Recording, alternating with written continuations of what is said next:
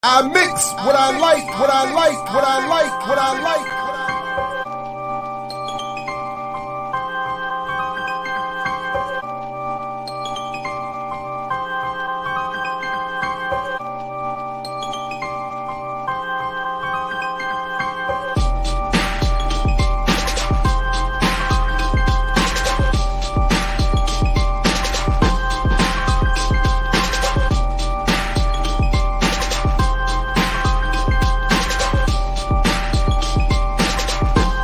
I mix what I like, what I like, what I like, what I like. What's up, world? Welcome to another edition of I Mix What I Like live right here on Black Power Media. I'm Jared Ball. Very happy to be back as your host and to be holding it down just until tomorrow morning when our actual BPM Mondays start on Tuesday with the Remix Morning Show. But in the interim, thank you all who are here already, who are going to be here, to the remixers, to others who are coming to check out the show. Welcome. Please do invite a friend, invite family, foes, comrades, compradors, colleagues, classmates, and whoever to come check out the show, to join you. It's not quite the boom bap breakfast that we give during the Remix Morning Show, but do the best I can this morning. It will be just me. Kaba will be back with me on Friday morning, which, by the way, will be joined by Dr. Margaret Stevens and I think Dr. Keto Swan, and maybe even one other surprise guest.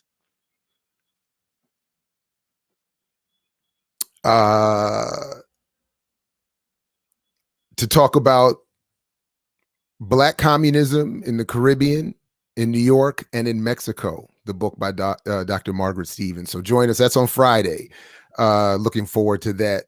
So please do come back for that and check that out. And what else? What was the other thing I was going to say? We'll just come back to the notes. It'll come back to me. But well, in the interim, let me check out. Oh, good morning, everybody. My apologies. Good morning, folks. Shirley, appreciate you. Ricky, good morning. Good morning, Dawn, Sugar Booger, Lisa, Deborah, saludos, Zach, Big Teal, KD, Jason, peace, and all others again who are here now who will join us. Good morning, welcome. yeah, Shirley. First of all, thank you thank you for the compliment regarding the summit, and thanks to those who joined us for that. And please do check it out, the Summit on Accountability and Social Movements. I think more or less it went well. And we've left something for people to build on, I was very happy to host, and big shout out again to Dr. Joy James, who really pulled all that together, and brought me into it and brought us into it. So I appreciate that. And hopefully it'll, I'm definitely, I feel this way all the time, but after another great weekend and a busy weekend where, really as usual, my wife really just holds it down. She does really everything. So, and makes it possible for me to do this, which she knows is important, not just for me politically and philosophically and tactically, but probably emotionally as well. So big shout out to her, and absolutely. Anyway, but I mentioned this the other day, and sort of the what I'm going to see if we can sort of build to as a crescendo is the beginning of build toward it as a crescendo for this show, and going forward. In discussion of these Black liberation documents just these two that that came up in All African People's Revolutionary Party work study circle the other day. And I'm going to explain the context in which they came up, which I think is really important, and is really all we're going to start with when I get to it today. But I want to build to that by talking about a number of other things, including something I didn't think initially that I was going to watch or comment on, but I did watch over the weekend and do want to comment on, and think it is a nice segue to the BLA documents. The documentary that came out late last year, titled MLK and the FBI. I do want to go through some of what I thought to be relevant and important about that in just a moment as well. But even as a segue to that, there are a couple other stories that I want to start with this morning, some of which were brought to my attention, including from the godfather himself, Mr. Tom Porter. But a couple of other stories that I want to get to on the way to sort of build to that crescendo with the BLA, save the best for last, so to speak. But initially, while folks gather themselves and come on in and get whatever, their morning routine is in preparation for this discussion, I want to just sort of remind, what I like to do. We like to be serious, and I like to get serious. But ultimately, I am here just to have some fun and to encourage more happy accidents. I really like happy accidents. So I want to before we get into anything else, go back to something that Brother Kalonji shared with us on Renegade Culture from Friday night, and just sort of be reminded and encourage us all to just make room for there to be more happy accidents. I mix what I like, what I like, what I like, what I like.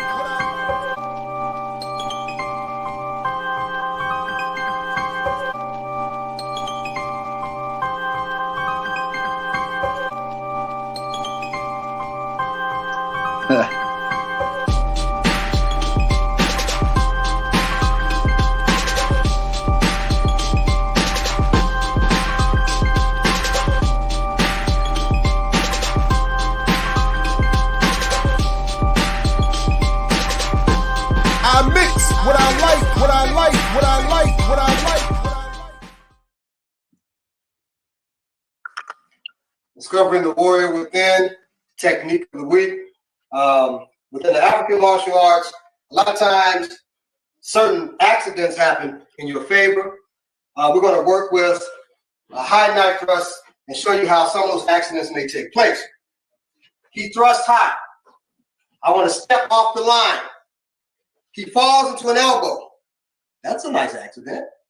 I wrap behind his elbow and I monkey paw my own wrist, which means I don't grab with my thumb underneath an opposing thumb. My thumb is on top. I switch my thumb to on top of his wrist to give me more pushing power down. I push down on his elbow to cause a dislocation. A trained fighter like himself, he's not going to just drop his weapon. So I go ahead and take my hand out of the monkey paw and grab his wrist, grab with my other hand. I step around and I go to take him down, and I accidentally slit his throat in trying to take him down. I dislocate the wrist to disarm him. And as I go down to check to make sure he's okay, I accidentally slit his throat, and my hand continues to go back, accidentally cut his femoral artery. Then I'm shocked at the cuts, and I go to check again. I accidentally cut up his body and stab up under his chin, stab into those glands in there, maybe up under his tongue. It accidentally hits that. I pull out and maybe accidentally go ahead and cut his jugular. I've already cut his carotid artery, and maybe accidentally I hit the jugular vein. Then I stand up and I fire my target. That's the technique of the week, defense. Again. Just a little preview of what I know Brother Kalonji and Balagoon are going to be bringing to the Remix Morning Show starting this week with the technique of the week. But just just wanted to start with a little reflection on that. I really enjoyed that interview they did on Friday on Renegade Culture. So I hope if you didn't see that, you go back and check it out. And if you did see it again, and I can't wait for those segments to start here on the Remix morning show coming this week. So anyway, shout out to the happy accidents. Another thing this weekend, I actually saw, actually ended up seeing it almost twice, was The Heights, did anybody see that? This new musical from Lin-Manuel Miranda. And it's kind of like what I'm going to say a little bit about the MLK FBI joint. It was really well done. They know how to, the director from, what is it? Rich Asians. What is it? Super Rich Asians, something like that. One of those movies. And Miranda and and all these talented people singing and dancing. And they took the dude. I had seen it, the young cat from one of those beer commercials, and he's the star of this thing. It's like they took that beer commercial and turned it into a musical. A lot of pretty people, talented people, scenery, choreography, singing. But one, I'm not a fan really of musicals because mostly the songs just replace a lack of story. And, a 30-minute movie is 2.5 hours. But as some of you are already getting to in the chat before I could even get to it, it's really obvious.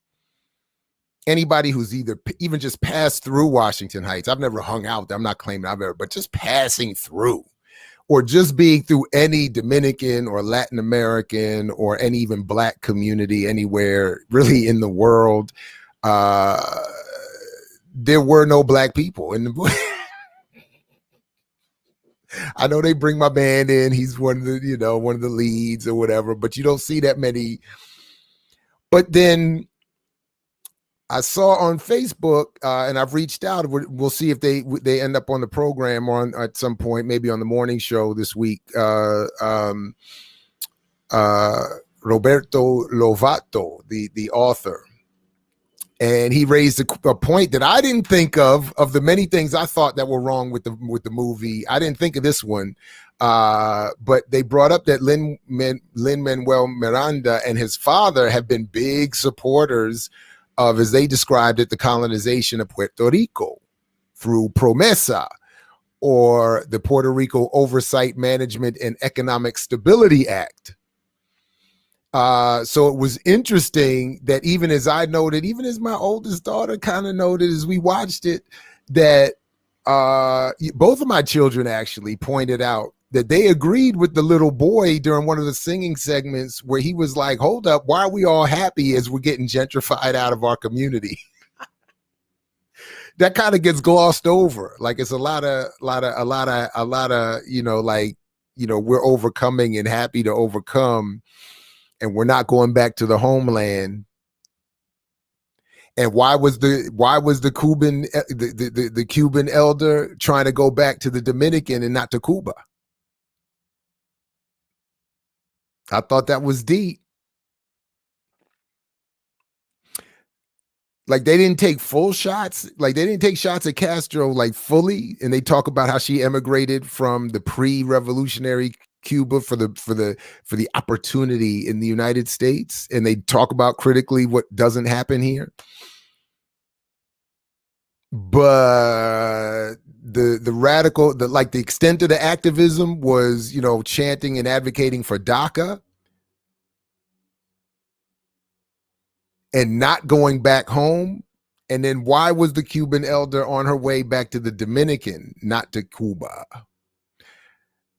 Like that was, I thought, a slight shot, but I'm very interested to hear what they have to say about, because at one point I saw Roberto put up on his Facebook page, he said something to the effect that he has a picture from one of the shots in one of the, it's very pretty. Well, the scene, the scenery looks dope, but somebody's wearing a Puerto Rican flag and they're like, but dude, you're helping colonize the island, because Promesa basically gives financial control of the island to you know, a control board and control. I don't know the detail. I'm not trying to, you know, but it's basically giving the financial control over the island and its debts to, you know, the U.S. and its friends, and making sure that you know, whatever debt is paid goes to creditors and isn't paid back to people, or isn't redistributed so the people actually can, you know, anyway. So that's why I want to bring them on to talk more about that. I thought that was a very interesting point. And then maybe even if others we can contact or get in touch with want to come on and talk about some of the other issues. And certainly the complexion issue is huge. And a lot of other things like getting into Stanford and going to Stanford is, you know, again, it's kind of that old style, you know, this is how we have to do it to overcome. And I was able to come to the United States and start a business instead of working in the fields back home with my father, that kind of stuff. It's a little bit, you know, but this is some slick stuff, but this is slick. And I never saw Hamilton, but I see why people get caught up in missing the history, because this is the stuff that I'm saying is a problem. Like, and this is why I keep saying, like, you know, I you know, we have the Vernon philosophy of black media avoidance. You know, maybe we need the Maria version as well. But basically the Vernon philosophy says to everybody, none of us should be looking for ourselves in these commercial products. And this one was very slickly done. I mean, it's slick. And if you're a hip hop fan, I mean, they do a lot of little, like, there's a lot of little slick samples and allusions to traditional hip hop, and like mixed with some salsa. I mean, I mean, I can't it was trapping. They did a good job, but politically it's a mess, and it's going to continue, I think, to confuse and confound. And I did notice in this thing that's centered on the Dominican, the word Haitian or Haiti wasn't mentioned once. They didn't even, you know what I mean? They didn't even, like, so I mean, anyway, woo.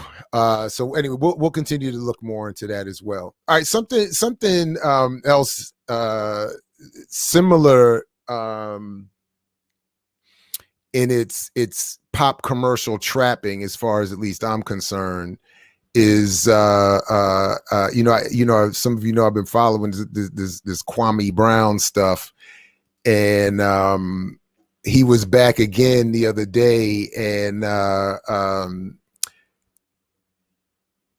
I just want to play this little clip because he's talking about Dr. Boyce Watkins, who I admit I have a long-standing, you know, critique of, and starting with his claim that buying power is real, followed up by his claims that paying for his courses to teach you, quote unquote, financial literacy will help you advance, or help us all collectively advance. That, you know, I have tremendous issues with that. But here,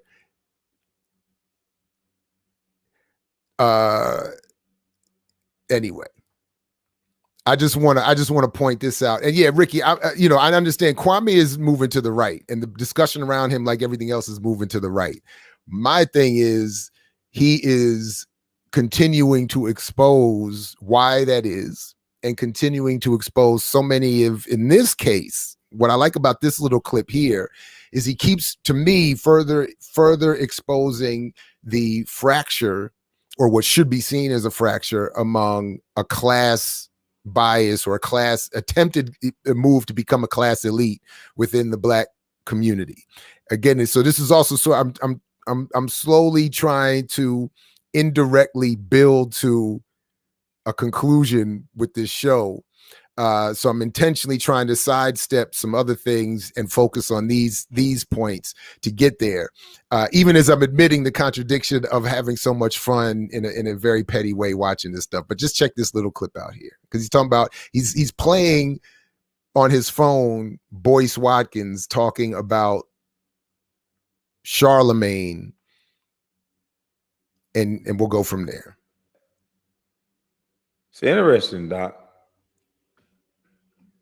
Say she's 15, she looks like she's 18. A lot of men wouldn't have been in that situation, but I know a lot of men who would have been in that situation. And I know men who have been in that situation. And she looks like she's 18 about 20 years ago or something. So wait, Doc. So if a woman is 15, but she looked like she 20, then it's okay? So if a woman is young, so I got a young daughter. I have a 13-year-old now. So if she looked 17, 18, then you'll go along, get along gang. It's okay for them, huh? That's why y'all talk about mental illness so much now.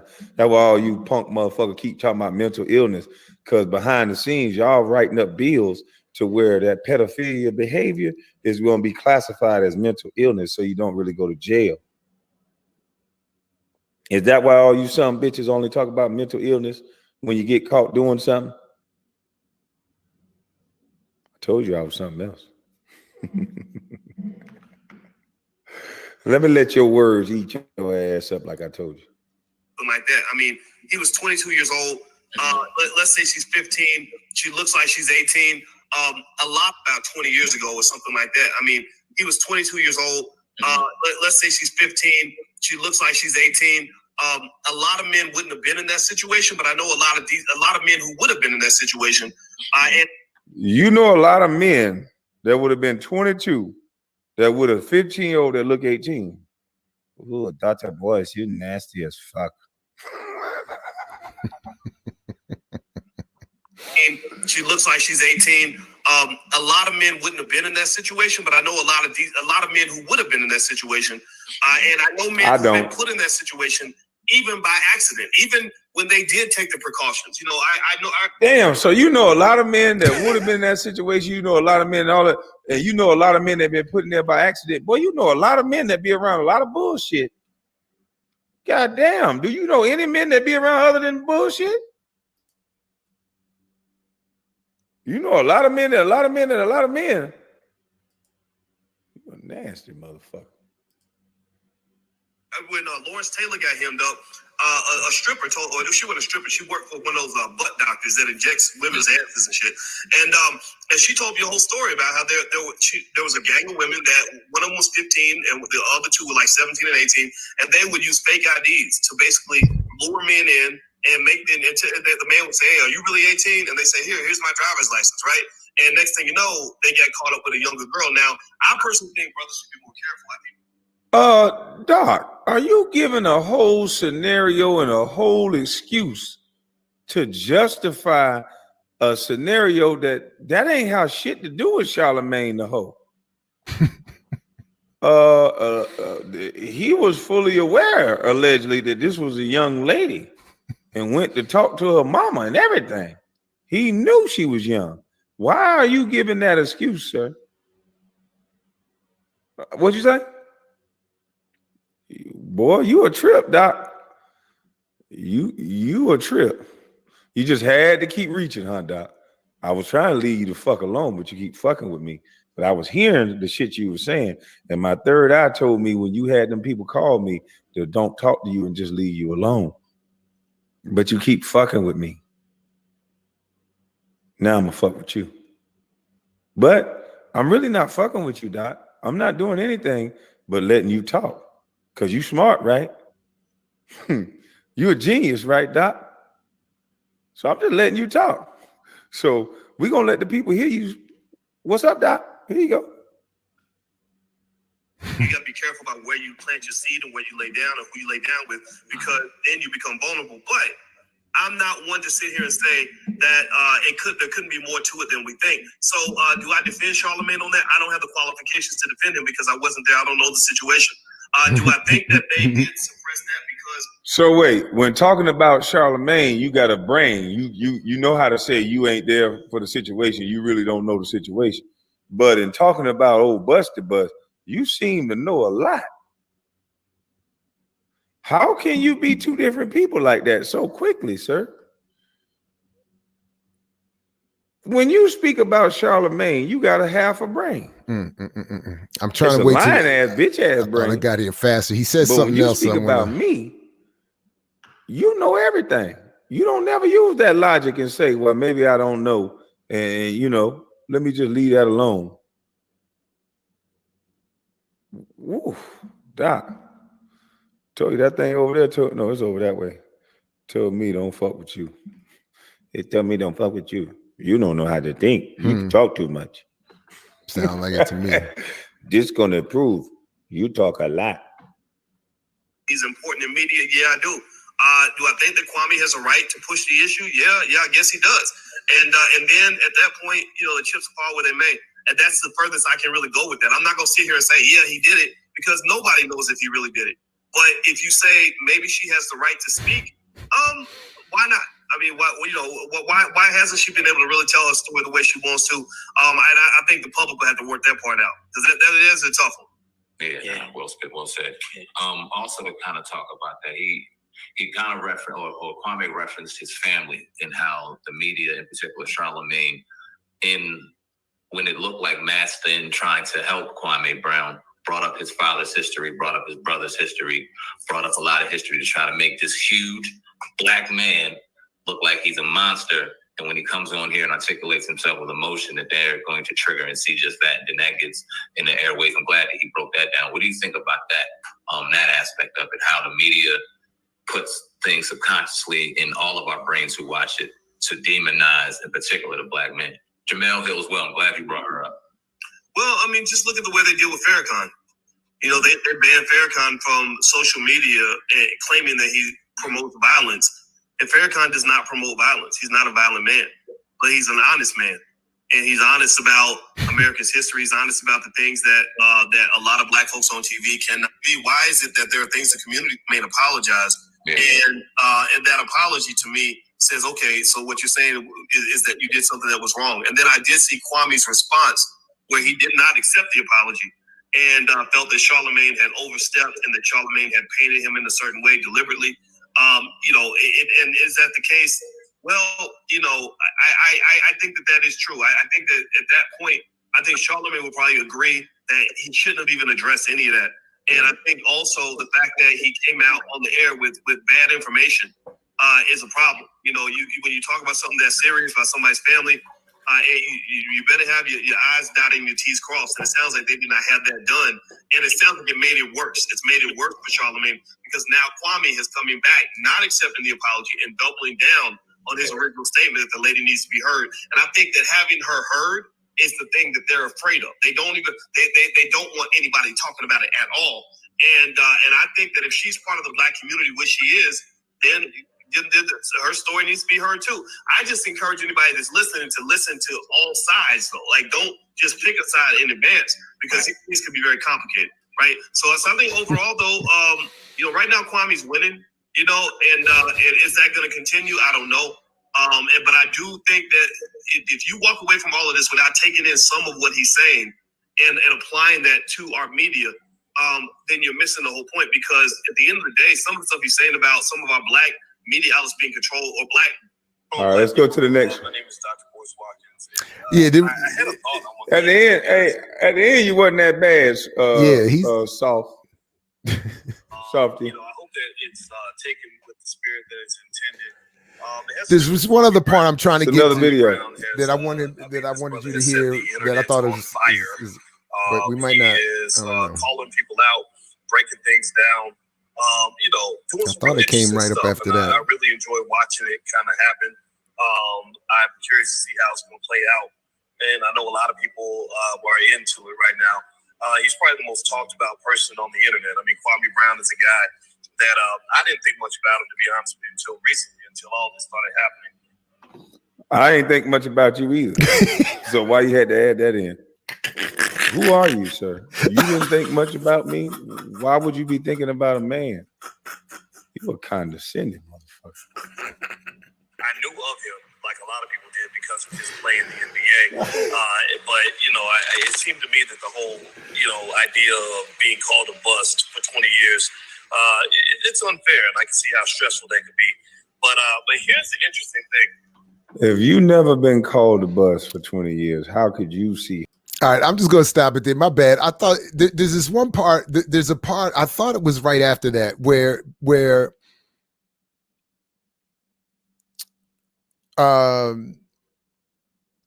Watkins says he doesn't want to be too critical of Charlemagne because he likes him and because Charlemagne has been good to him and people that he loves, like Claude Anderson. And I'm right with you on this. I don't. It's not about. It's definitely not about political agreement. To me, he is hilarious, and and the point that the reason for me that I wanted to bring this up, it kind of again because I'm in my mind building towards this crescendo, is that, and I know I'm laughing and having fun with it, but I do actually take it seriously, and it is quite upsetting, to be perfectly honest. It is that so much of this is occurring because, well, on one hand, into the vacuum of the suppression of the most radical of our struggles comes all of these nonsensical figures and arguments and conclusions and analyses. So so Boyce Watkins has entered into that and become something in that. Then the exposure of that system by Kwame Brown creates this tension and hostility between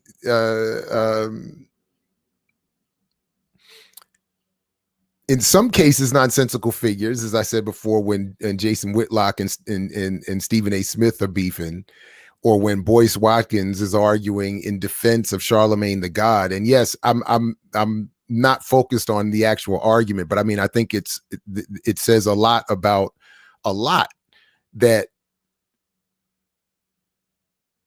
First of all, having teenage daughters, having taught high school, you can't, unless you're being willfully ignorant, you can't confuse or be confused by the age. And I saw someone pointed out as well, 18 is too young too, but never mind, the law is the law. But there's really no, I don't really care about clothing or makeup or physical type. I just don't see confusing 15 for 18. Certainly not at the point where you're getting physically close and intimate. I mean, so I think that's nonsense. And at the point that you're having to check and all of that, you should be walking away anyway, obviously. But the defense of it to me is part of what I think Kwame Brown is exposing, that in defending Charlemagne, not just Boyce Watkins, but an entire media apparatus, a corporate, of course, intending to be counterinsurgency, to function as counterinsurgency media environment, would support someone like Charlemagne remaining, never mind his alleged behavior, but his politics, says, I think, a lot. And then that Watkins would be saying, I want to defend him because he defends me and Claude Anderson, where, again, from my narrow view, particularly through the issue of buying power, they're all wildly wrong and making some dangerous conclusions based on flawed analyses that get widely disseminated to millions of people. That problem is being exposed by Brown in a way that I think is hilarious. So that was really it. I just wanted to highlight that and enjoy that for a minute.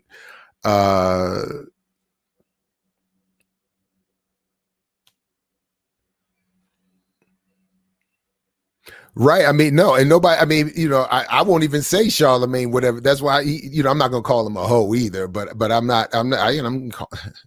Charlemagne the God. I mean, first of all, Charlemagne, anyway, I don't want to get into all of that. I don't want to get into all this, but anyway, just in terms of the economic analysis and all that stuff, I just think that they're wildly wrong. And then, all right.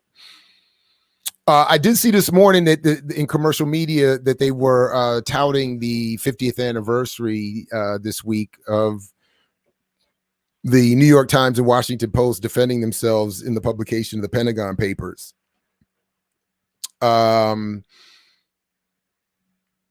And which I thought was interesting because they keep going back to that one moment, while then, of course, the obvious and easy thing is that while making millions of dollars and giving each other Pulitzer Prizes for reporting they did based on the documents revealed through Julian Assange and WikiLeaks, while then also aiding in his continued incarceration.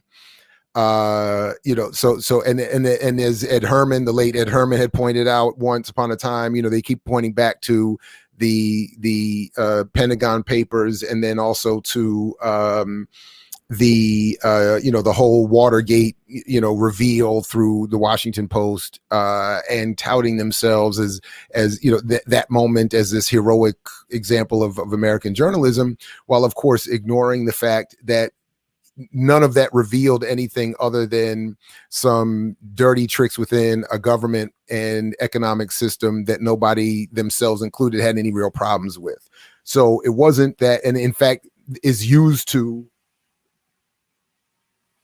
reaffirm that system.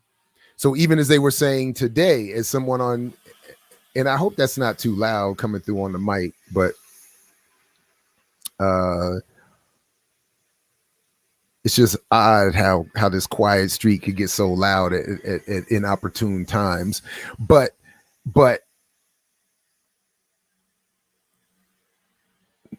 yeah, no, go ahead, keep going. Oh, he's coming around again. Check that out. Yeah. So even as they said today, they said that the Pentagon Papers reaffirmed that the system works, because even when it temporarily breaks, it catches itself and corrects itself. Wow, again? 3 times? Really?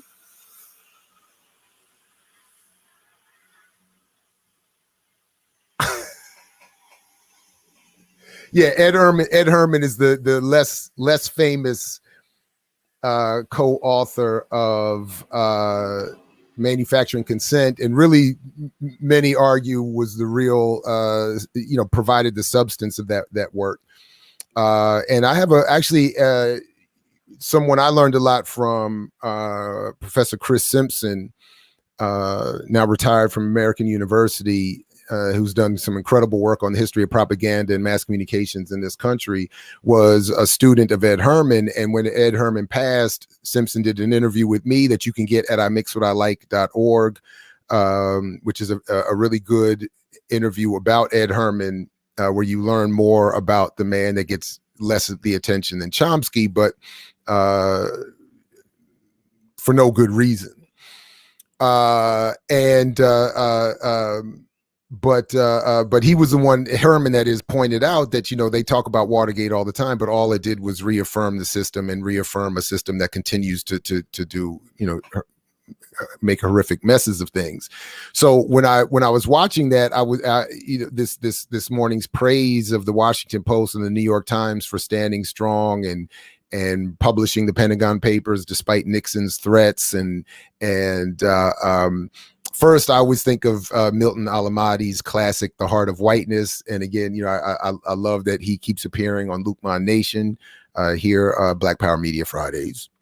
Because that classic work exposed the New York Times for what it continues to be, as we're going to talk about just quickly in a minute, something that widely misrepresents specifically Africa and African people and Black history. But then there's also really just a spokesperson or spokes outlet for the ruling elite, not just in this country, but around the world.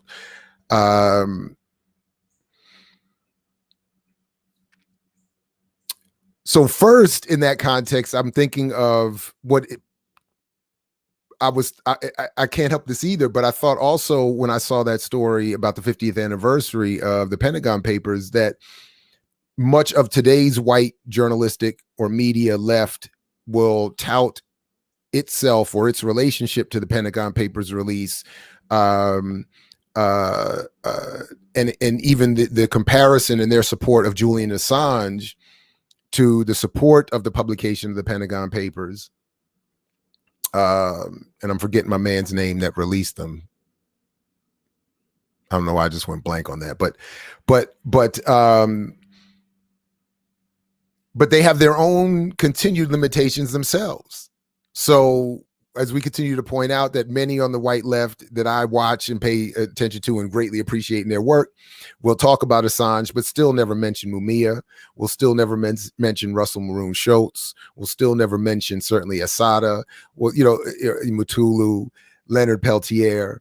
Not even the white ones, David Gilbert, not even the white ones named Manning when he was alive. And I used to try to point out that when he was still known as Bradley Manning and then Chelsea Manning, and everybody was talking about her, nobody ever talked about Tom Manning, who was a white radical imprisoned for that work, who died, unfortunately, I think before ever being released, but never had his name mentioned by the white left either. And I was just always like, that Chelsea's not even the only white political prisoner Manning. And still there's this refusal. So when I'm watching, I look up today and I can't help but revel a little bit, I admit it, in this back and forth between the white left, between Cenk Uygur of the Young Turks, a show I have never watched, and who keeps going at Jimmy Dorre and Glenn Greenwald and Aaron Matei and Max Blumenthal. And they have this whole online beef going back and forth. And it's disingenuous. Like Uygur is clearly, taking his 20 million from the Democratic Party supporters, Katzenberg and them, and running to defend the Democrats at all costs. And even from even within the white left, like Aaron Matei, who says that still was necessary to vote for Biden, that is still too far left. So he's, Uygur is just dismissing all them, attacking all that, blah, blah, blah, blah, blah. But I couldn't help notice that in all of that, and Assange name gets thrown in there a little bit, and all of that, I can't help but be reminded that all of you refuse to discuss political prisoners, and all of you refuse to include or incorporate radical world majority analysis or views in their work, and by that I mean so-called people of color. So not that I'm expecting them to, not that I think that they do have occasional forays into issues of race. They do have occasional forays where they'll look at race as vis-a-vis other parts of the world, Latin America in particular, or so-called Middle East, but not here. And then even when I politely and comradely ask them to please help Mumia, and they don't nothing. I don't understand it. I don't get it. That's not entirely true, but I'm frustrated by it. I'll say less than I don't understand it. I'm frustrated by it. So, but I couldn't help think that when I'm enjoying this back and forth on Twitter, and they were getting at it. I'm like, wow, they cussing at each other, making videos about each other, and that is another rabbit hole that I go into. But I just couldn't help, But the other thing that I was thinking of in terms of this praise around the Pentagon paper anniversary in the New York Times, and this piece historically, going back years from Milton Alamati, showing how the New York Times can't talk about race and particularly African people in a humane and honest way. I look up and I know it's a few days old or a few months, maybe months, but and I get this piece sent me from Tom Porter that came out earlier.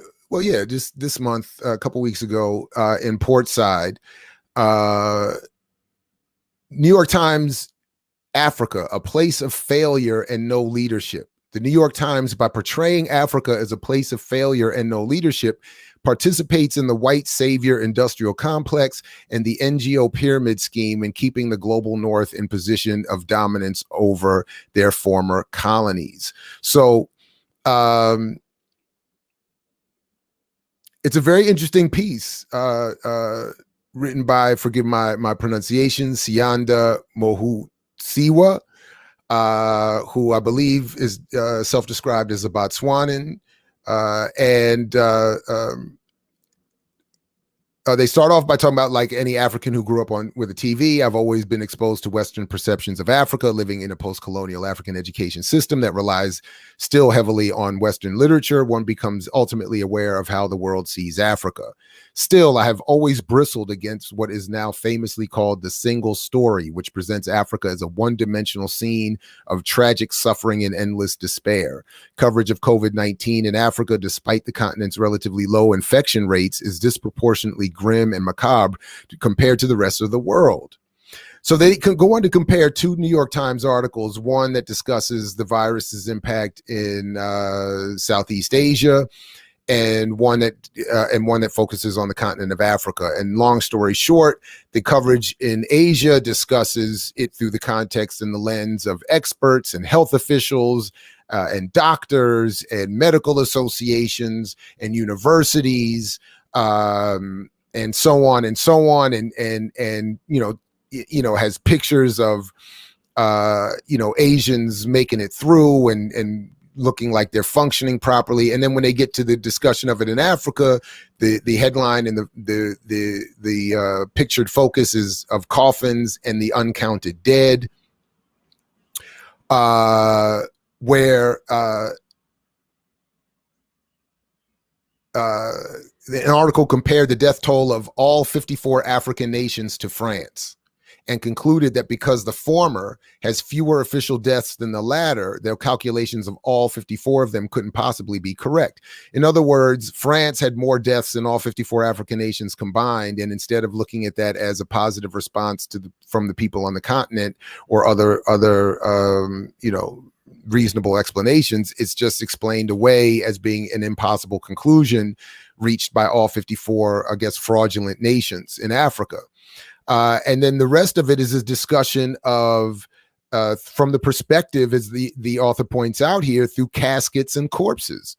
So you get pictures of people mourning the dead in Somalia. You get interviews with funeral home operators, but nothing from leadership, as they point out here, and nothing from doctors. Like I say here, no epidemiologists, infectious disease specialists, no academics, no local journalists or medical associations were quoted. Just a vast maw of African horror witnessed only by the brave souls at the United Nations and the Africa bureaus of Western papers. And the point, as they conclude, is that there is at least one industry invested in the repeated emphasis of disaster in Africa, and moreover in the idea of Africans being ill-prepared and in need of rescuing. There are currently at least 2,461 NGOs in Africa, and there's money to be made and soft power to be expanded. And of course, just so we're clear, soft power is all of the non-military power, which includes propaganda, psychological warfare, so on and so forth. Times articles on African issues that cited African leaders, individual nations, and experts from local universities would bring into question the massive amount of aid being funneled to Africa via international aid agencies. The New York Times, in its insistence on portraying Africa as a place of failure and no leadership, participates in the white savior industrial complex, the NGO pyramid scheme, and other manner of systems that keep nations from the global north in positions of dominance over their former colonies.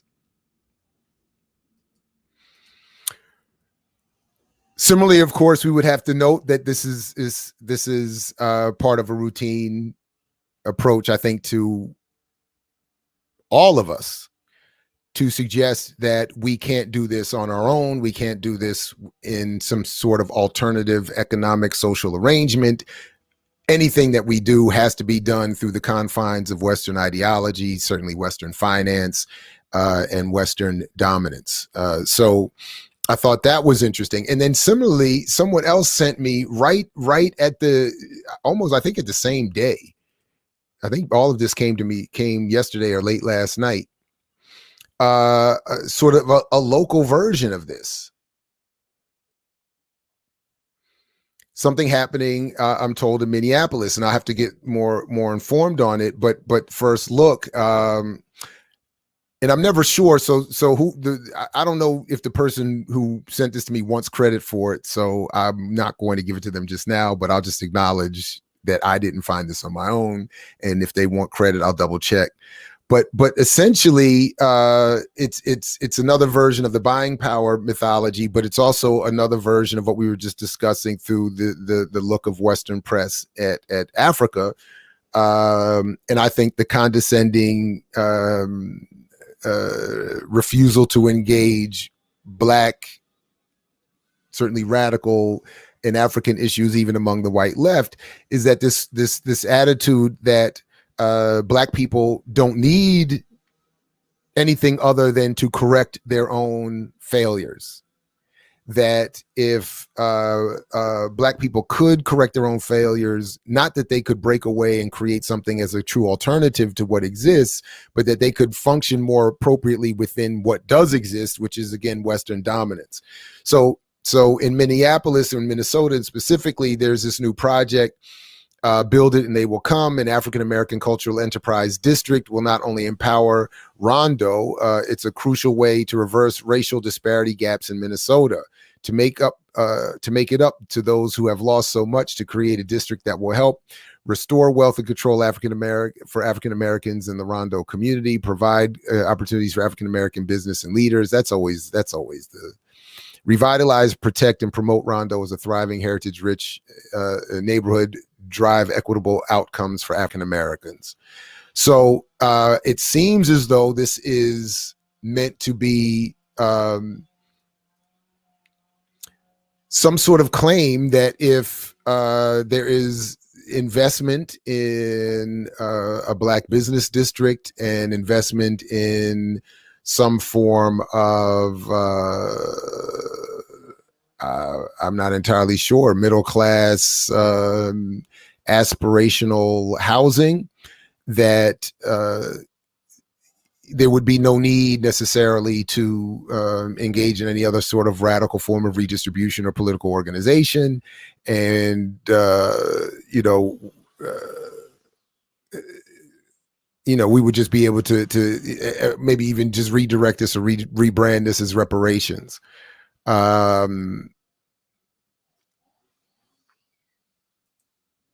Through entrepreneurial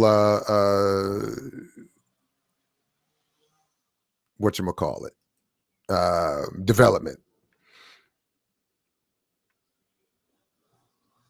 Our vision is to become an admired national model for equitable development success, known as restorative movement.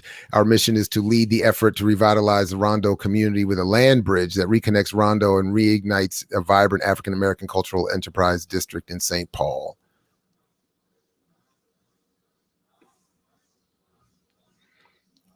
We will right past wrongs that systematically impacted our African American residents, generate untapped revenue with potential 15 to 16 acres of untaxed land, create long overdue economic opportunities. So, I mean, anyway, again, I'm supportive of all forms of efforts, as long as they're not rebranded as revolutionary or redistributive, or something that will take care of the collective, or even as something that could be replicated to do so. But anyway, we'll keep looking at that. But I thought that was interesting. And in the context of this slow motion build I'm still thinking of this as also another attempt to well, specifically in this case, to return everyone back to an unthreatening mode of resistance. And by unthreatening, you're not, these endeavors don't threaten existing bourgeoisies, Black or white. They don't challenge the modus operandi of the nation itself. And I think they encourage a sort of utopian fantasy about what can be done here. Something that again I want to just have us keep in mind as we walk slowly towards this crescendo. That for a first look, and not a comprehensive first look at some of these or first discussion of sorts. Maybe some of you, it's not a first look at some of these BLA documents that I think are particularly relevant to some of what we're discussing here.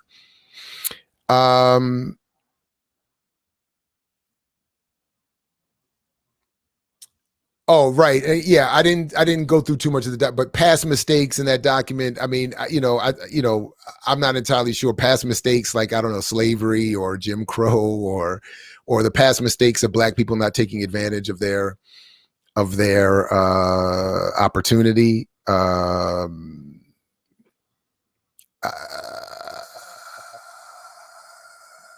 don't know.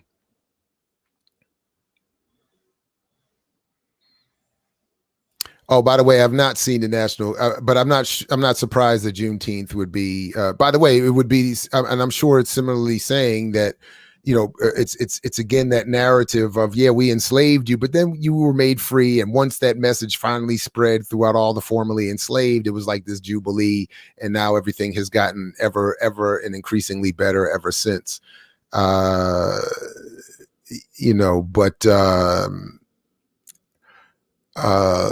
And I'm not saying that they said that, but that slavery was a mistake or an accident. I'm just saying that I'm assuming, maybe that's what they meant. And it's certainly not the happy accident we started off the show with. But anyway, but this other piece, as we start to sort of slowly transition to this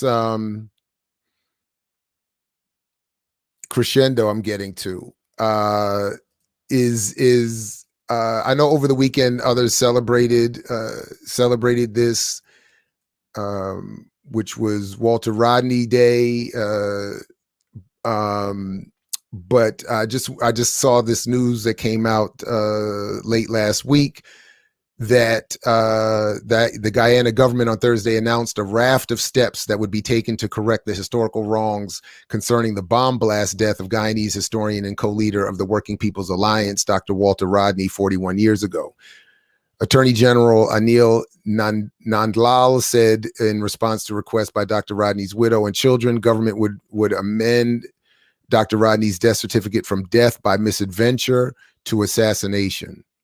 For too long, Dr. Walter Rodney's death has been the subject of an irreverent misdescription. It was not a misadventure, it was an assassination. A great stain on our republic. This sadistic misrepresentation on Dr. Rodney's death certificate prevented his family from recovering not a blind cent from his life insurance policy, the only financial provision he had made for his family, his wife, and 3 infant children. This desecration must end now. This death certificate will be amended to delete the words misadventure as the cause of death and substitute, therefore, the word assassination, end quote, he said. So, I mean, I hope that at minimum leads to some redress materially for his family. And I think even more importantly that we be reminded of the accuracy of Rodney's analysis and the threat that represents to still those in power who continue everything that he was saying was a problem. So anyway, I just wanted to quickly bring that up. So again, continuing with this crescendo and speaking of misrepresented leadership, oops, that's not the one I wanted to get to just yet. I did want to talk about this documentary I watched over the weekend, which was quite remarkable for a number of different reasons.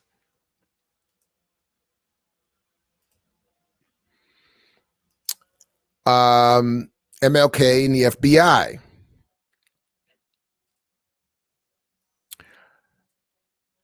And so first, again, similar to what I was saying about the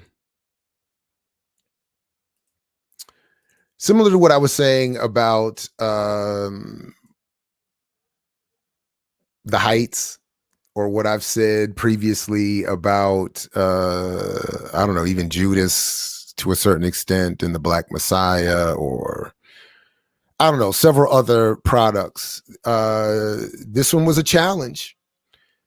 The system, simplified, so to speak, is getting very good and very sophisticated at telling stories in a nuanced way and creating an emphasis that I think, if we're not critically aware or careful, or already approaching, with our Vernon philosophy in full, tow, can be confusing.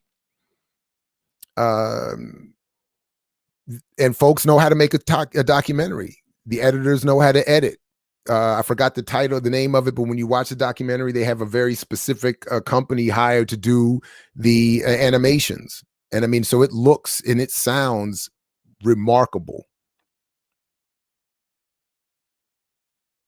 It is a very well done product, but it's still a Disney product.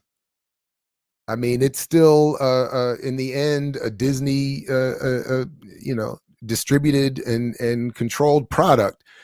But it very carefully sets as a frame that the surveillance of Martin Luther King Jr. was originally seen as a legitimate national security concern over his connection, in particular, as they talk about through Stanley Levison, to the Communist Party, and that only through their intent to surveil that relationship did they learn of Dr. King's infidelity, and then decide that once they realized Levison was not an actual still active participant in the Communist Party, and therefore could not be branded as the kind of threat to King and the civil rights struggle that they wanted, they decided to use, as a method of discrediting him, they decided to use the infidelity as a mechanism to discredit Dr. King.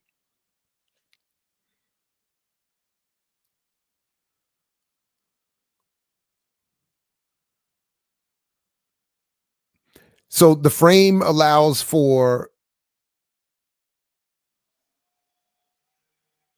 so as they say from the very beginning, they sort of, through the edited and selected use of quotes from their interviewees, their expert scholar and activist interviewees, they set the frame to be, so by the time you end up hearing us talk about all of the salaciousness,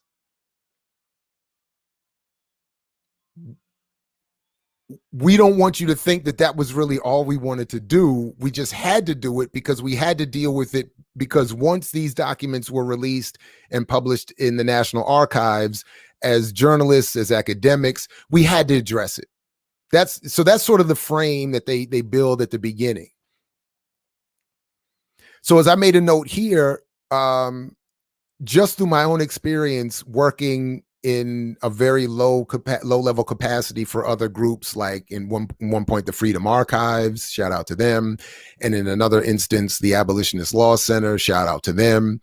I went through National Archives documents on all kinds of fascinating things that are there, like FBI surveillance of Robert Williams' Radio Free Dixie broadcasts, where you can hear FBI agents in very horrible quality. Otherwise, I would have brought it already to hear. But very terrible quality. You can hear FBI agents talking about their intercepts and hear Robert Williams broadcasts, which is pretty dope. I mean, it's horrible quality. Like, it wouldn't even, I mean, you really have to be with your headphones in a quiet place listening very carefully. But it's dope. I don't see a documentary on that. They have thousands of pages of documents there at the National Archives on Russell Maroon Shoatz, currently held political prisoner, and all that he and his comrades and colleagues are accused of having done. There's no well-produced documentary on that. And before people respond here or in the comments, well, Jared, why don't you just go do it? I'm not talking about what I or others could do in addition to our other jobs and our other work and that is outside of our expertise. I'm talking about what is constructed as mass media national product that is well funded, staffed, and as I just pointed out, where you can hire an entire group just to do animations.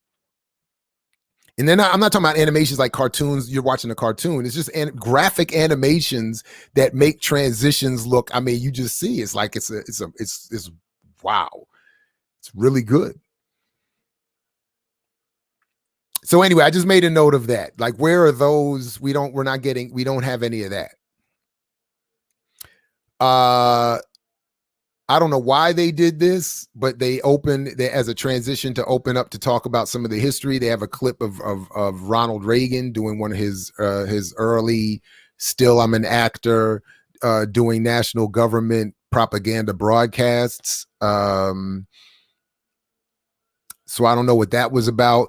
One of the voices that you hear as an expert interviewee, of course, is Andy Young, who I've been talking about a little bit lately for his work in support of Killer Mike. And he is the one that brokered the relationship between their Greenwood Bank initiative and JP Morgan Chase to get that $40 million infusion to match Jesse Williams' $3 million infusion to create 43 total million for this independent, autonomous, Black-owned banking operation. But my first note on Andy Young and hearing his voice was that when we hear him, we need to understand that we are hearing the precursor to the problems being discussed, for instance, at the Summit for the Accountability and Social Movements this past weekend, where BLM leadership, Black Lives Matter leadership, Patrisse Cullors and others were and are Tamika Mallory and others, Killer Mike and others, brought up as examples of poor or misguided, directed leadership, who justify their behavior. So when we hear Patrisse or Tamika or Killer Mike or other people justify their behavior or their relationships with corporate America or their conservative vis-a-vis us political choices or whatever it is that they're accused of doing, what we're seeing is a performance of leadership that has been laid out by people like Andy Young in that vacuum I talked about earlier, created in the COINTELPRO suppression and assassination of people like Dr. King.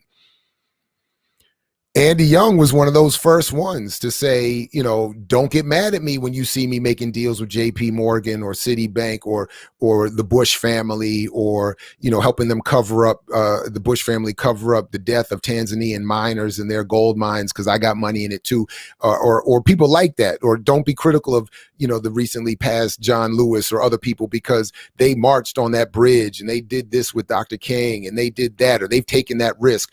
They are the precursor for that. Today's style of leadership saying, hey, we stepped out there. We created a hashtag. We marched in Ferguson. We took risks. We get threats. We get this. We get that. So you can't be critical of what we end up doing.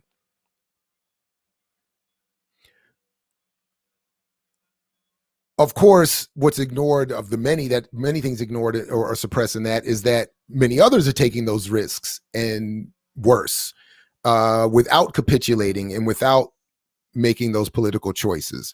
But anyway, so that was the first thing I thought of when I heard Andy Young's voice. But then the documentary does one of a few things that is very well done, but slick in its attempt to tell as much of what I think it knows it has to do to be seen as legit, but to carefully walk us away from certain logical paths or directions or questions that are politically, I think, seen as irresponsible or inappropriate for such a commercial product. So, for instance, during the documentary, and I was watching for this, I was waiting to see how this was going to happen. I'm always waiting to see, are you even going to mention the counterintelligence program? They do. It takes them a long time, but they do. I mean, they talk about the FBI, they talk about Hoover, they talk about President Johnson, but I would, but one of the things that I was also waiting for was to see, well, how are you going to treat the 1963 March on Washington, I Have a Dream speech, which is often, of course, obviously referenced, but is also obviously referenced to limit the trajectory of what we think we understand about Dr. King, or to limit what questions we might raise as to why he was seen as a threat and why he would have been assassinated. And so one of the things that I've been pointing out for years that I don't see being discussed enough is that right after that August 1963 speech, Dr. King is targeted by William Sullivan, the second in command, or the one Hoover puts in charge of domestic intelligence, as the biggest threat to national security already in 1963. So people try to present him as a liberal, or present King as in some ways accurately as radically increasing in his radicalism in the last 5 years of his life, but often ignore the fact that right away, as early as that, even before that, they were monitoring him, but at the point of his, what for some of us is a very soft, liberal, tame speech, he's already targeted. But they mention that. So in this documentary, they mention it. They mention this memo that I'm showing you here from William Sullivan, August 30th, 1963, where it cites, and they mention the citation specifically, where Sullivan says, "We must mark him now," that is King, "if we have not done so before, as the most dangerous Negro of the future in this nation." And that's where they stop the quote. And I was like, oh, that's so slick on two levels. One, they know that there are enough people out there like me and us and others who know about this memo and who know about King's increasing radicalism. But they still want to make sure it's not connected, for instance, I think appropriately, to a broader international anti-colonial struggle, and specifically even in this memo, to Fidel Castro and Cuba. Because I didn't even remember this, honestly, till I went to prepare for this today, to see the extent to which what I didn't fully remember is in fact the case. So first of all, as I said, they don't even read the full quote here, which is, "We must mark him now, if we have not done so before, as the most dangerous Negro of the future in this nation, from the standpoint of communism, the Negro, and national security." They leave that part out. From the standpoint of communism, the Negro, national security. Because why? Because what is the actual context of this memo? And even in stuff I've referenced that quotes that line fully, this full context of the memo is not really laid out. So I thought it was good that it's easily found online, and we could do that here. It starts off by saying, "Reference is made to the enclosed material on which the director has written. This memo reminds me vividly of those I have received when Castro took over Cuba. You contended then that Castro and his cohorts were not communists and not influenced by communists. Time alone proved you wrong.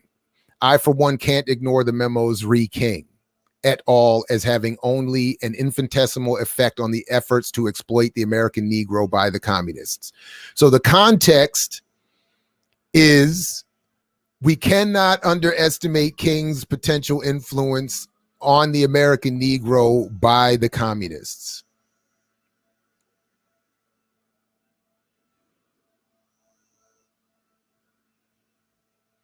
We misjudged Castro. We don't want to misjudge King and the others at all.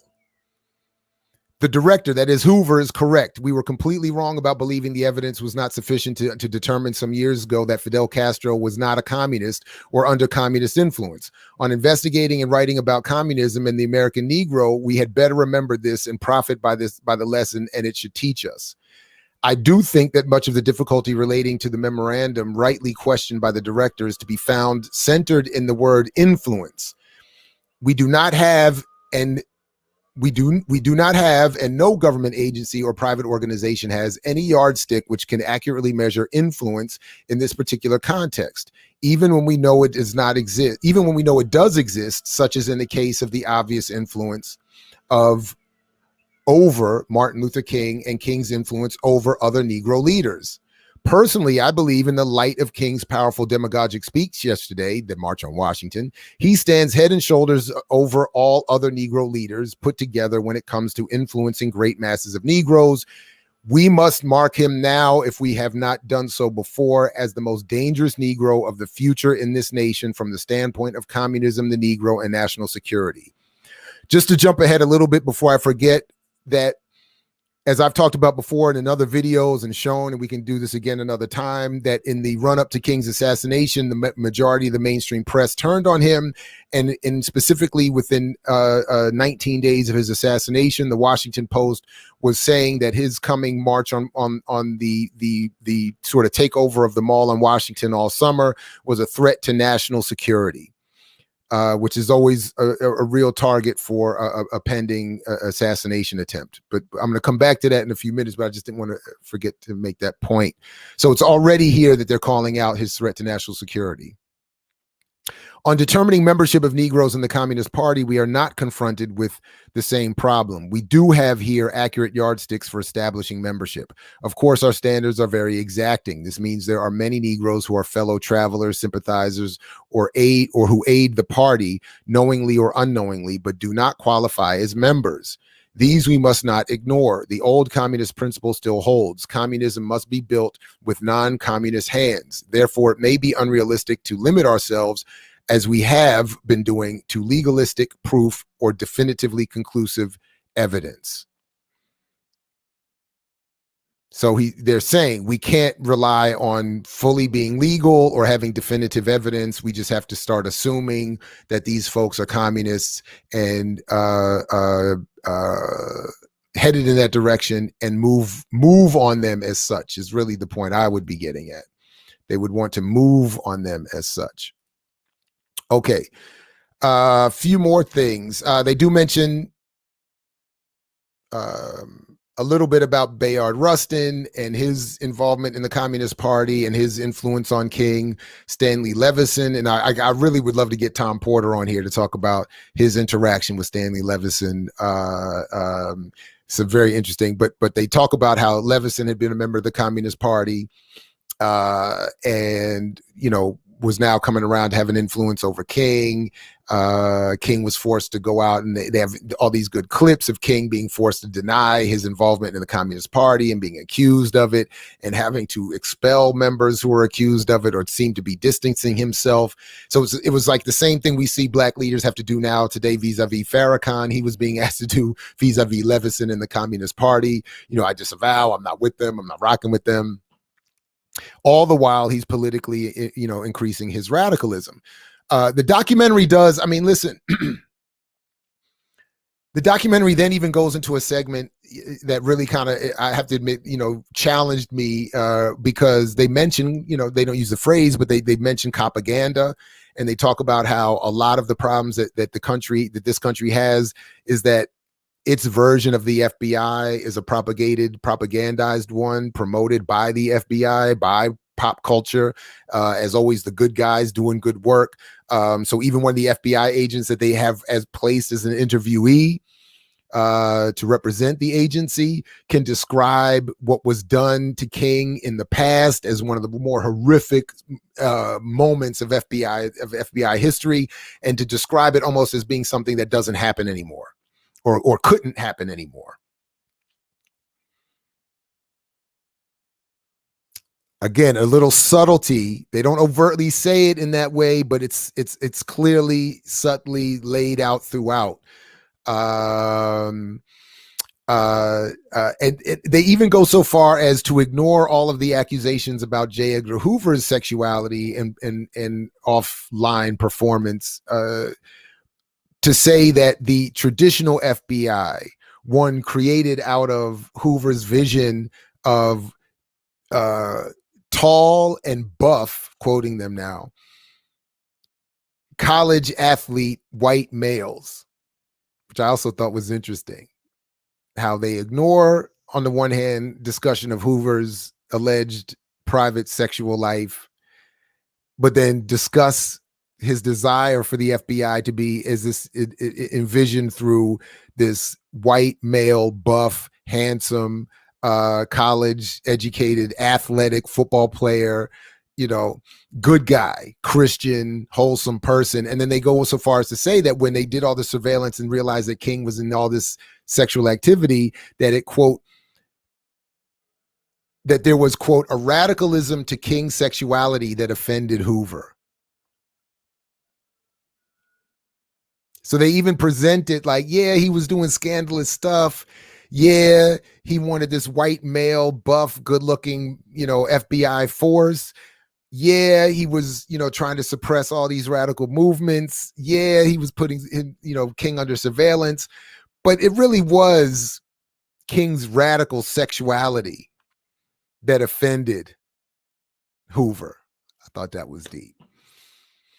Similarly, the documentary challenged me not only by talking about the propaganda of the FBI in American pop culture, but it talked about the struggle over King and civil rights leadership around the issue of Vietnam, King's radicalization. They showed the clips of the Riverside Church speech. They talked about, now, again, they don't do it in the context of an overt King supports anti-colonial movement or communism, or is openly criticizing capitalism. They leave it more as his support for Vietnam and criticism of the American government was something that challenged his relationship with Johnson, President Johnson at the time, and made it harder for Johnson to support him, because not only was Johnson supporting the war in Vietnam, but Johnson was supporting the war in Vietnam as an anti-communist endeavor.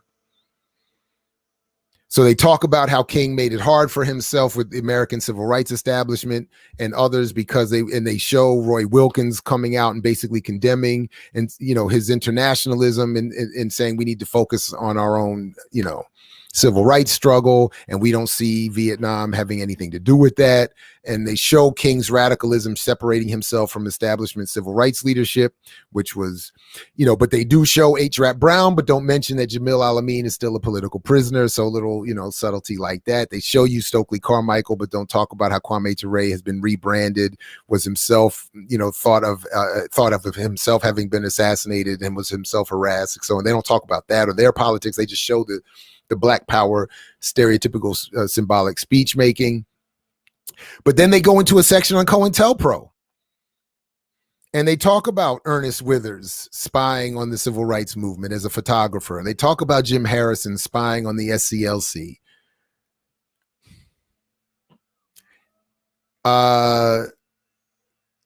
So they leave that out there, and then they even bring it up in the context of saying, so that when we hear of, which is supposed to be the big reveal of this documentary, that these FBI documents that are going to be the tapes that are going to be released in 2027 contain alleged accusations that King was present and in fact laughing while watching an SCLC staffer, a woman, being raped.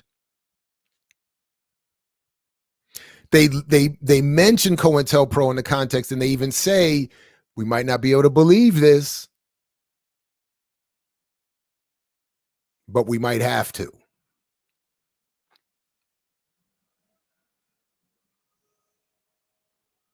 And that's where I was like, wow, is this really what they're trying to do? They're going to throw out a rape allegation now? Or that he watched a rape and laughed? But they then ask, well, and one commenter said something before I even thought, before I could say it, or even as I thought of it, I did think of it. But they said the same thing on the tape. They said the fact that an audio tape, because these FBI agents are supposed to be listening from a hotel room next door through microphones, how then would they know that King was watching and laughing? If you can't see what everyone is doing, you can only allegedly hear. So that was one thing that they said raised their concerns about that documentary. But I'm just saying, but anyway, they just left that there. But then they raised a question that, again, I was like, wow. They said that we and I and others have been asking for years. With all this FBI surveillance, how was it then that when he's assassinated, all of a sudden nobody knows who did it and what happened? Nobody was there to see it. You're following him all over the world. You're setting him up so that he's as they show in the documentary, he's getting hotel rooms that you have already pre-established to be recorded and mic'd up. But yet you can't determine who killed him. And even Andy Young, you hear him saying on camera, I don't think James Earl Ray was the killer. But then they don't go on. They don't act, well, why do you think that, Andy? Well, who do you think did it, Andy? Well, why do you think he was killed, Andy?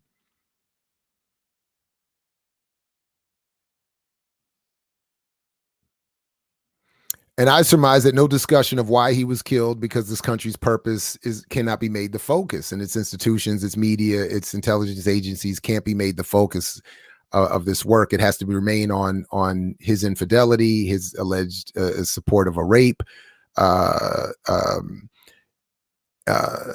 then it allows for them all to conclude at the end in a very slick and stylish way. Whatever we find out comes out true in 2027, shouldn't matter. King is a great man. You know, one of the FBI agent is there saying we shouldn't even release the tapes because it will just have a negative influence on what people think of Dr. King. And I'm always like, well, what will it reveal also about the FBI?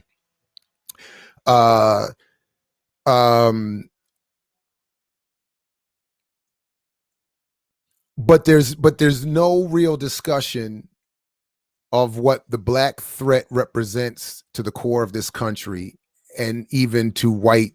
So in other words, it does say, it recognizes that there's a threat black people hold to white people's self-concept. They do acknowledge that at the end. But they don't, talk about the threat to capital, the threat to capitalism. They don't, the threat to an international colonial order. They don't talk about what King's arguments were vis-a-vis capitalism, colonialism, white supremacy, that white people are not psychologically organized, as he said, to get themselves out of their racism, that capitalism was itself the problem. Like, none of these are really the focus. It's dropped here or there, alluded to here or there in ways that it would be hard to fully come out and say they didn't do certain things that they should have done. But the focus is clearly not anything other than, and this is where I'll make the segue to this last culminating piece that I want us to get to.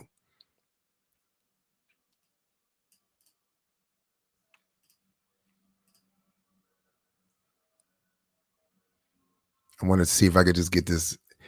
It's not a threat to the existing oligarchy or bourgeois democracy. In other words, nothing in the film encourages questions at that level or recognition of King even as being himself a threat through his criticisms of capitalism and existing black bourgeoisie and the white left. And the United States imperial design and focus. None of that is really brought up, which is why I wanted to conclude today, as I said at the beginning, with these couple of documents from the Black Liberation Army. Now, again, the context is that we were in this All African People's Revolutionary Party's working group, study group. And these documents were not the focus. We're reading Sekou Touré. But as part of one of the conversations that we were having as an aside, and in particular with this group of Africans in Germany, we were starting to have a conversation about, and not everybody in the group was on the call. So it was like only a handful of us on the call at this point.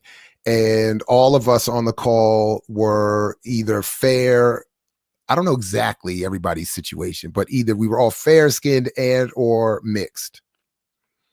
So we just started this conversation about making comparisons between what we saw as shifts from Touré's time to now in terms of Pan-African ideology, concepts, identity. And we started talking about, and I shared a little bit of my thoughts that there was this, I felt an increasing encouragement that light-skinned and fair and certainly mixed folks not be seen as part of the Pan-African community anymore. That there is an increasingly loud and encouraged, I believe, intentional attempt to redefine Blackness and Africanness along strict lines of parentages and particularly complexion.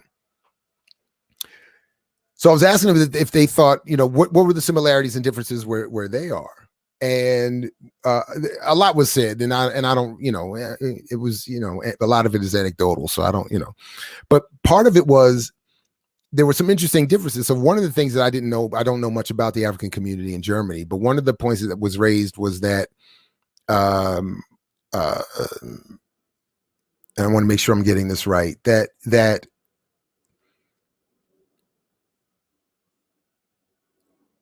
it was harder for successive generations of African descended people in Germany, most of whom find themselves there as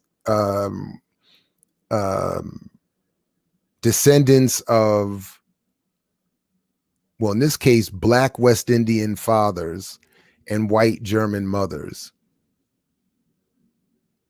And because of that, there wasn't a lot of a Pan-African community of sorts.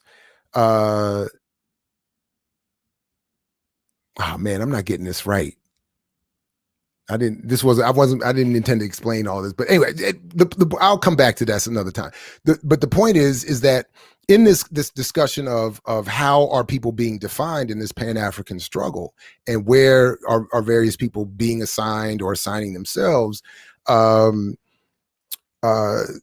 one of the brothers in the group sent me this and said, just somehow, I don't even know how they got there. They brought it up because then I said, wow, we just did an interview, which you could go get now.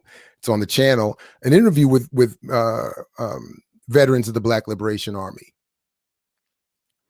So, but he sends me this, and dang, I keep picking the wrong one. Let me just. Oh, that's because I'm sharing. That's right. I'm not even sharing. I'm sharing this. So one is, that's the study guide, but that's of course not the one I wanted to start with. So let me stop that. Oh man, but what was he saying about that community? I got to get that. I got to get up on that. That was, so one of them is the Political Dictionary. Mm-hmm.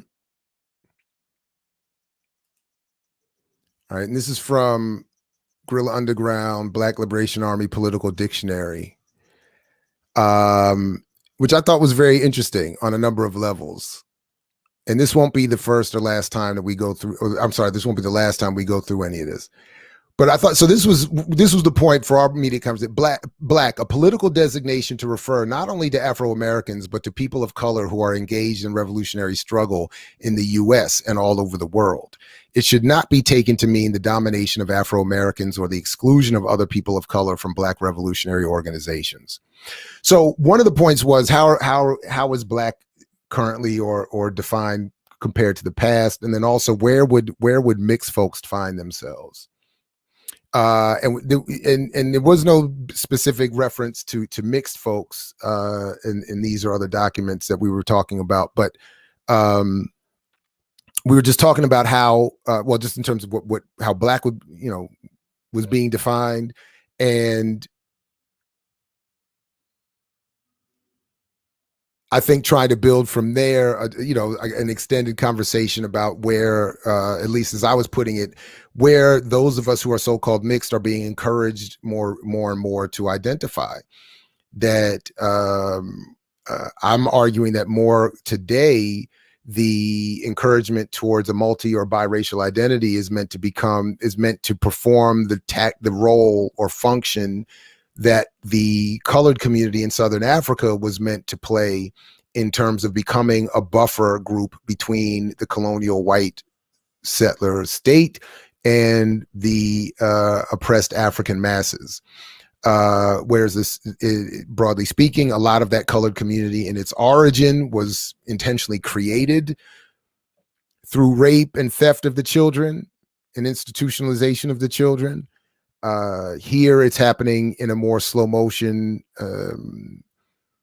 political and symbolic sense. So even going back to our conversation with Raylina Joseph and Allison Briscoe about mixed kids, generation mixed, that there is this history of white mothers of children with black fathers wanting to politically redefine those children as biracial or multiracial so that they could be extracted from the black community, both physically and cognitively.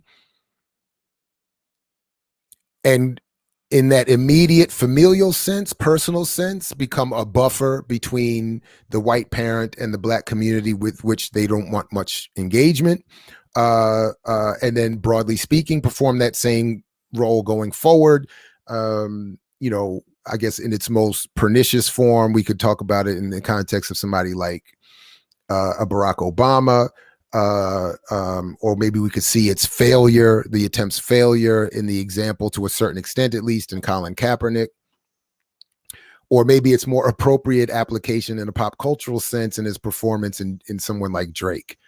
But in each case, I think that buffer is so I thought it was on the one hand important that we revisit this definition of black in the context of the Black Liberation Army, but also maybe incorporate some of this in discussions today of where we see those of us who are so-called mixed.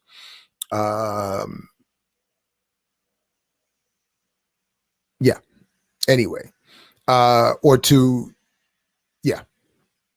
so that was one piece of it. Another one that I want us to just quickly look at that they highlight here that I always want to look at is propaganda, the publicized activity by which the party or revolutionary organization politicizes the masses. I think it's interesting that my focus is always what the state is doing down, but it's important to remember that we have to be producing our own propaganda as well, and that propaganda is itself neutral. It is just something all engage in, and we just have to be aware that propaganda is in fact the rule of the day, whether or not we are the product or the producers of it or the recipients. And then lastly, in terms of this, for our conversation today, in this context, they describe the fifth column, a name applied to the rebel sympathizers in Madrid in 1936 when 4 rebel columns were advancing on the city, a group of secret sympathizers or supporters of an enemy that engages in espionage or sabotage within defense lines or national borders. So from our point of view, coming off of the Summit for Accountability, or just in even trying to recognize the role certain groups or parties are encouraged to play, this is something I thought was important to come back to in conceiving, that this fifth column does attempt to exist or be created and recreated, where we would have in our context a group of sympathizers or supporters who are secretly working with an enemy. Within our own movement. All right, one other that was it from that document. The other document I wanted to is to come to the study guide a little bit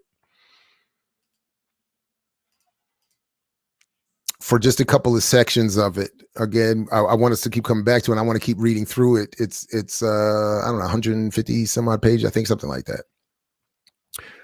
BLA Study Guide 77 to 78. And And just a couple of pieces that I think were really interesting from it that, again, I'm trying to say as this conclusion for for today's show, that the crescendo I'm trying to build here with this is that it's this analysis that is always targeted in attempts to remove us from, to discourage at any cost. So that even when we see a documentary about Dr. King and the FBI, even when they allude to some very real and I think important pieces of history, it's done in a way, again, within the confines of a narrative that this thing we're suffering can be corrected, and if we just get ourselves together and work within it, it can get better. But the clarity in this document is really powerful. So I just thought it would, so first of all, they start off by the first line is, Black revolutionaries, we recognize the existence of the Black nation in diaspora. That is to say, we hold that the tens of millions of Black people scattered throughout the American industrial centers constitute an oppressed nation, a colony. We seek the liberation of that colony as a nation, and not as a mere class or racial minority. In other words, we reject proletarian revolution in the generally accepted sense of the term and opt for Black revolution. So this is why it's, again, important to understand how they conceive of the term Black, and how I would like us to conceive of those of us who are mixed participating in that as components, so to speak, of that Black struggle. And by the way,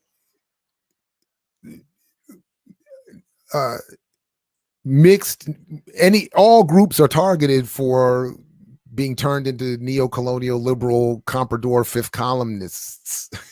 So I mean, anyway, okay. But I love that this level of clarity here just from the beginning.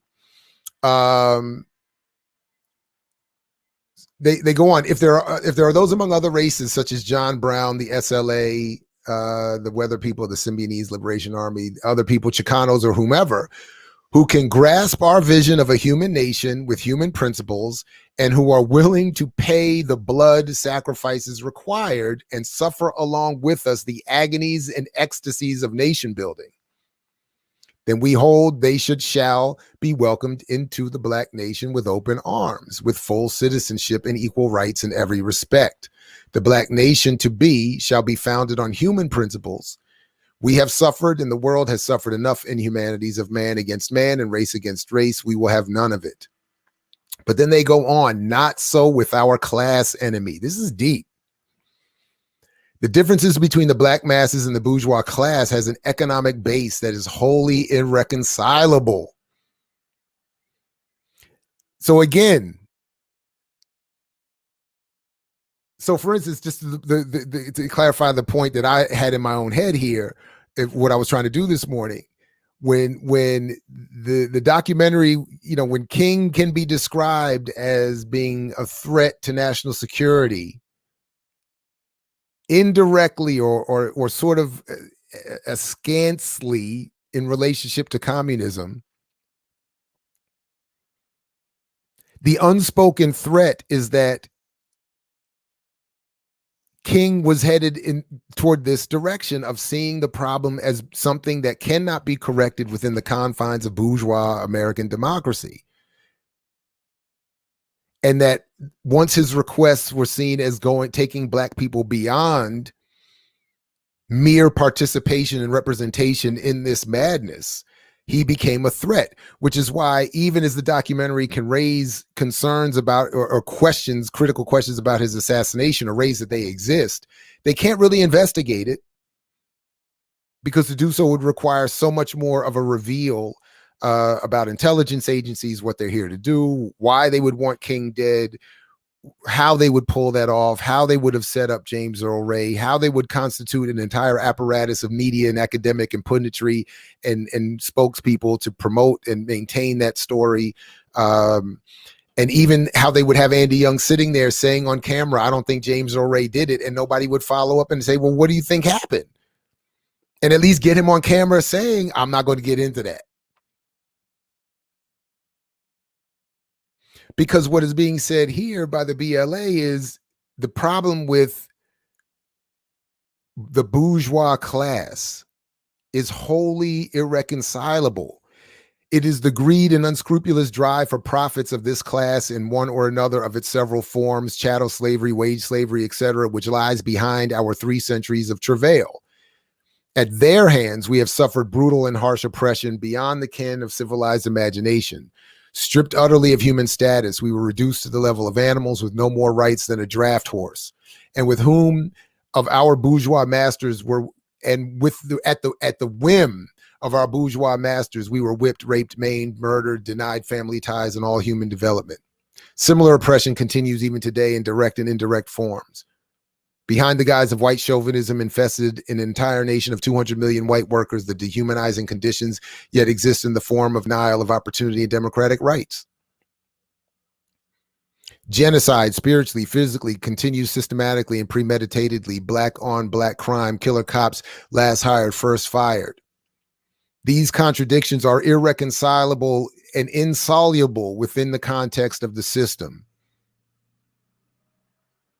We clearly perceive that to tear the black nation away from the bourgeois racist America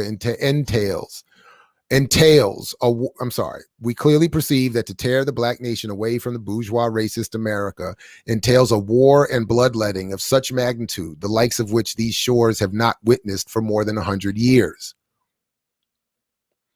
We will win because, among other things, we have a unique advantage with which no other enemy of the American ruling class has ever had. Although the American ruling class has sent armies and murder to whatever peoples and nations that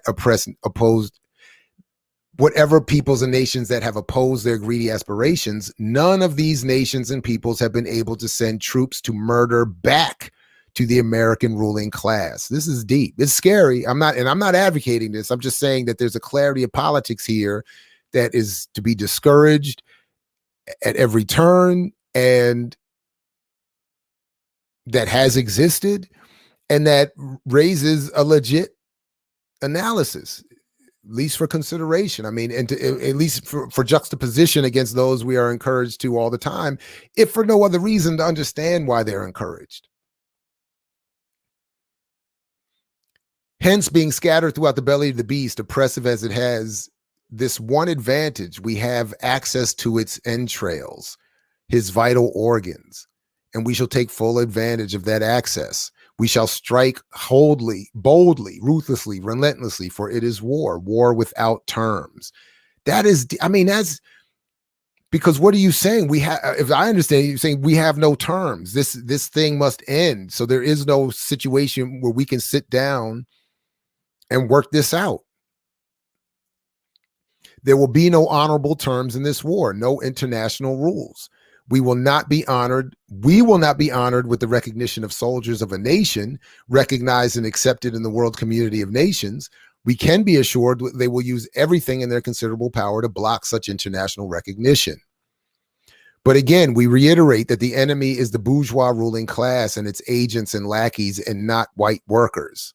We must take great care in establishing this point, and in doing so contribute to the isolation of the enemy and possibly cut him off from his base of support among the white working class. This to me is really deep and powerful analysis. And it engages at a level of nuance that I don't think we get a lot. Hopefully, we may cause a nationwide division among them on par with the division which occurred during the Vietnam War. We can only do this by consistently and clearly avoiding brushes with the white working class and heighten the contrast by delivering devastating blows to the bourgeoisie. Anything we do to the bourgeoisie will be fair. Our strategy in winning independence and separation is simply stated the strategy of Moses, to so plague and afflict the capitalist Pharaoh class that they will be glad to let our people go. My only problem with this analogy, of course, is that, you know, the fable of Moses is a biased one in favor of the Hebrew story, because there is a Kemetic version of that. And from the Kemetic version, they were getting rid of previous invaders who had conquered them and enslaved and taken over their civilization. And anew from the southern Ethiopian inner lands of the south rose up And I believe isn't that where we get the name Candace from? Ndake, the Ndake queens of the Southern Empire rose up to reclaim. Isn't that when? Maybe I have that part wrong, but maybe I have that part wrong. But the point was that from their version, Moses, and I'm forgetting his African name, was thrown out because he had taken up with a group of formerly conquering outsiders a new order religion. So they threw him out. Now, of course, if you throw me out and I write the story, I'm going to write it that I escaped and I led my people to a new land. That's the version I might tell. Anyway, so that's my only problem with that. But anyway, let me not digress too far with that. Anyway.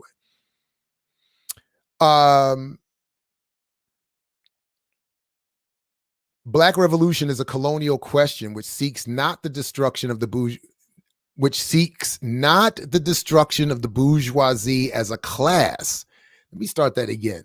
Black revolution is a colonial question which seeks not the destruction of the bourgeoisie as a class, nor to establish socialism in America, but has the limited objective of securing liberation of the Black colony through convincing the capitalist oligarchy that although the loss of the colony is a fundamental setback, that with the demands for massive reparations and all, it would yet be to their greater advantage to surrender this part of their empire, that hopefully they may salvage the remainder.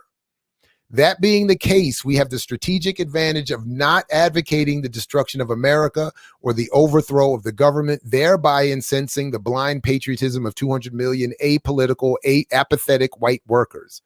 The bourgeois leaders will not be able to raise the cry that they are fighting to save democracy, restore liberty and equality, etc. They can only raise the old cry of law and order. Dang,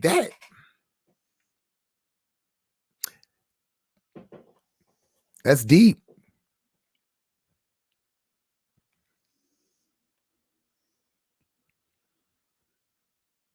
That's very deep and very different and very nuanced. And I don't even know what I think. I'm not even trying to come to a conclusion what I think. I just am impressed with that. I just leaving that independently. I'm impressed.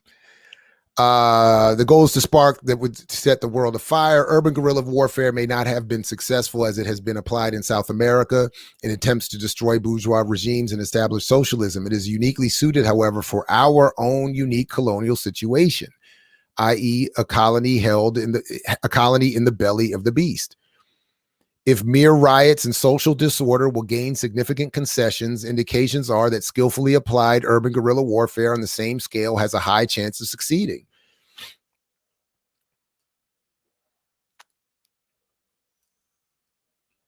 I don't know.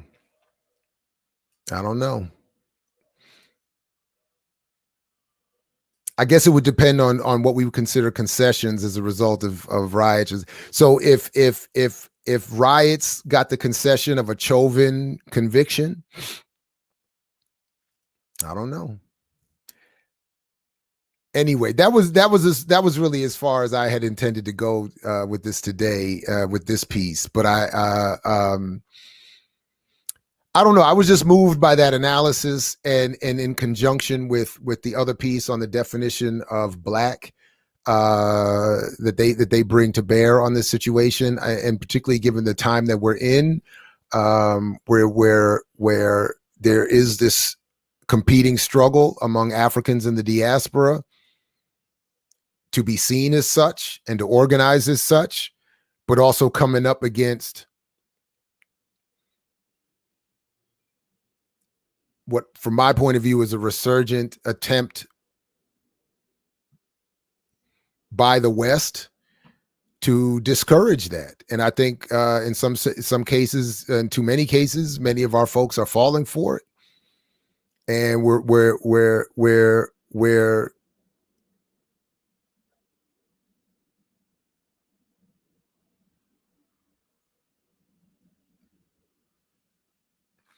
I don't know, we're accepting the inherent liberalism that is presented couched in our biases. I guess that would be the way I would want to put it. That if we have complexion biases, if we have parentage biases, if we have one drop biases, we're finding presentations, liberal presentations to us on those bases. So as far as today, somebody was asking if that was it. As far as today, in terms of those documents, that was really it. Just as Ricky's, just to point to that kind of clarity of analysis, which I get why it wouldn't be advocated publicly or discussed publicly. I get the fears and concerns around that. I have my own. I'm certainly not advocating any of this. I'm just simply saying that there is a clarity of an analysis there that might make me uncomfortable, but certainly I don't think could be dismissed as wrong.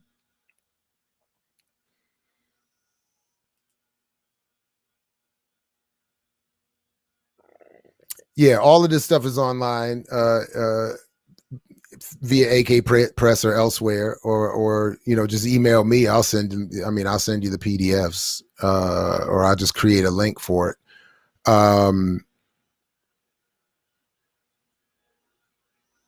No, I don't. No, they don't mean disconnect from Africa. I don't think anybody was saying that.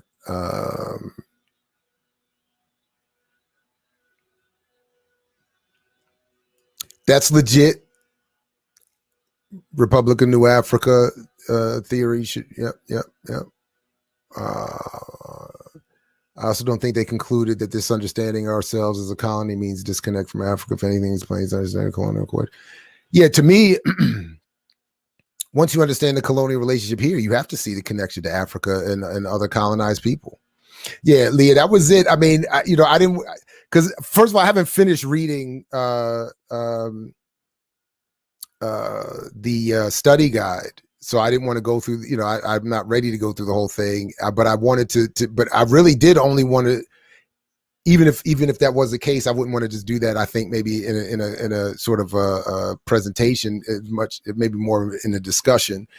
But I was really more interested in trying to, in my mind, take some of these happenings going on today in this Dr. King documentary to make the point that, or to build to the point that the analyses of the BLA and others like them are to be discouraged, and that a lot of what we're seeing being done is to encourage us away from not just the BLA stuff, but all kinds of other ways of thinking and radical traditions, and that there is this level of clarity in the BLA that just strikes to me as relevant. So anyway. So plus we're coming up on 2 hours. I didn't, yeah.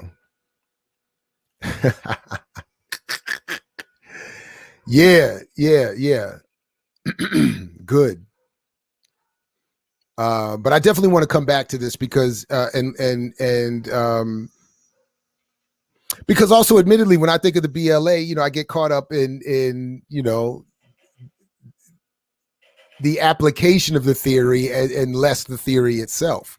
And I don't want to forget the theory. So I think that since I'm not applying anything, I would definitely want to engage more of the ideas that they were working with, and that were presented to me in the context of this very current discussion with particularly people half my age in other parts of the world about what is happening that seems to be kind of similar. That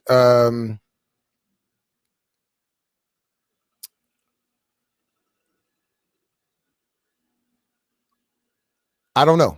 Whereas once upon a time it would have been more easy to see this diaspora growing. There's this attempt to walk it back and create a disunity and to discourage all of that, in part by presenting certain histories as very limited. For instance, presenting Dr. King as not having an internationalist perspective, or presenting him as only being interested as Peniel Joseph keeps saying of Stokely Carmichael or Kwame Ture, of radically transforming American democracy. Well, no, not everybody was pointed in that direction, and not necessarily, certainly Kwame Ture, not necessarily was even Dr. King pointed in that direction. The logical conclusions of the trajectory they were on led to something very different and was not about protecting and returning us to a bourgeois democracy, or even, as they say here, establishing socialism within America. Like, that is a crazy different goal. Anyway, so listen, I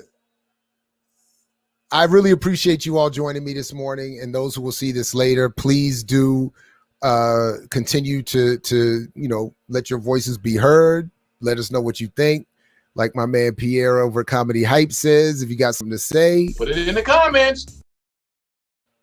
I do check the comments. We do check the comments. Please do come back with us tomorrow morning, 8 a.m. Eastern, for the Remix Morning Show, where the full crew will be convened with a whole bunch of good stuff coming. Please do check back with me on Friday with my guests, Dr. Margaret Stevens, Kaaba, maybe Dr. Keto Swan, maybe another special surprise guest, all coming through to talk about Black communists in the Caribbean, Mexico, and New York. Please go back and check the Summit on Accountability that we hosted on Saturday. All the great programming that came out on Friday. I mean, a lot of great stuff on the channel. So make sure you like, share, subscribe. Oh man, I got a couple thumbs downs on this joint. For real. Oh man. Anyway. Consider joining the channel if you can. We're again continuing to expand and building out some projects that could use your support and all that good stuff. But as usual, like Fred Hampton used to say, to USA peace if you're willing to fight for it. So peace, everybody. Definitely thank you again for coming through this morning, and we'll see you tomorrow for the Remix Morning Show. So peace, everybody. Catch you then. I mix what I like, what I like, what I like, what I like.